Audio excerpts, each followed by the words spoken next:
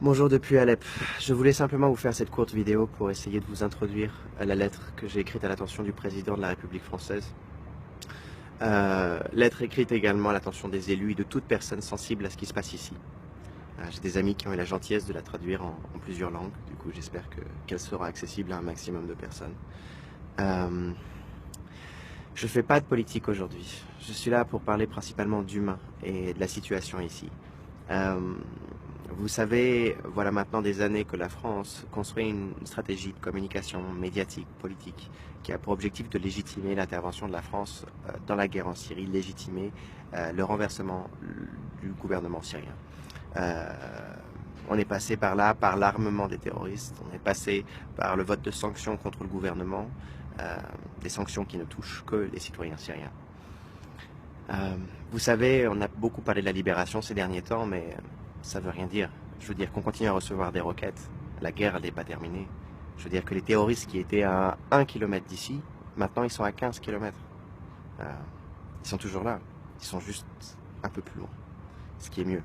Parce que pour ceux qui me connaissent et ceux qui ont suivi un peu ces derniers temps, la situation ici, ils savent que ça a été très difficile et qu'au quotidien... Bon, bref. Tout ce que je veux dire, c'est qu'aujourd'hui, par les élections présidentielles, les candidats qui souhaiteraient éventuellement se lever contre la guerre en Syrie, se lever pour la paix, se heurteraient à la propagande qui a été créée pendant des années pour légitimer le renversement de ce gouvernement. Et les personnes qui feraient ça n'auraient aucune chance d'être élues.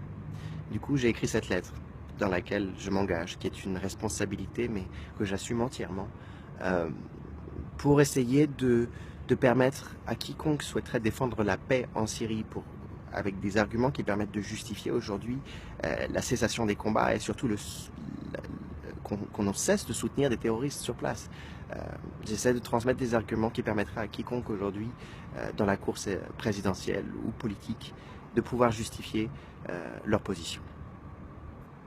Et surtout à vous.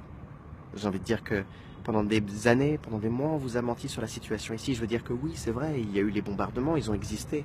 Sauf qu'on vous a montré 10% du conflit. Les sanctions que la France a votées, entre autres, elles condamnent les citoyens syriens. Je ne sais pas si vous avez été consulté, moi je ne l'ai jamais été. On n'a jamais cherché à me consulter, on a continuellement cherché à me persuader. La situation ici fait qu'une bonne partie de la population vit sous le seuil de pauvreté tout simplement parce que la devise elle est tombée, tout simplement parce qu'il n'y a plus d'importation, il n'y a plus rien. L'embargo, la sanction que nous avons créée a condamné le peuple syrien à devoir voyager, à devoir vivre vraiment dans des situations des fois très difficiles. Et des familles que j'ai rencontrées qui me disaient, je me souviens plus c'est quand la dernière fois que j'ai mis du poulet dans l'assiette de mes enfants. Et on est responsable de ça. En tout cas, on l'est en notre nom. Donc je vous transmets simplement ce message. Ce message vraiment pour essayer de vous transmettre ce que j'ai vu, ce que les gens ont vécu. Vous vous faites votre propre opinion.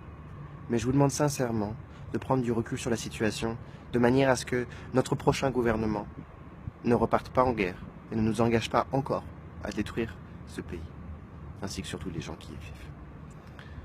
J'espère que les choses vont s'apaiser maintenant. Ça va mieux.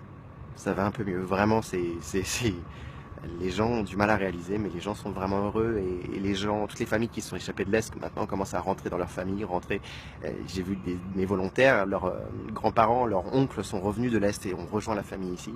Enfin, c'est surprenant comme relation qui se crée maintenant et c'est très touchant.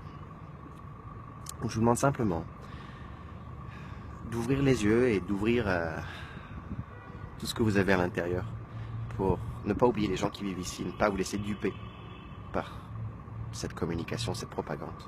Même si aujourd'hui, finalement, ce que je vous dis, ce que les gens témoignent, on vous qualifie ça de propagande. Tout ce que les Russes vont pouvoir vous transmettre, tout ce que je vais vous transmettre, ce sera de la propagande, bien sûr. Tout ce qui ne vient pas des médias français dans leur bureau à Paris, c'est de la propagande. Simplement, faites-vous votre opinion. Et voilà. Merci.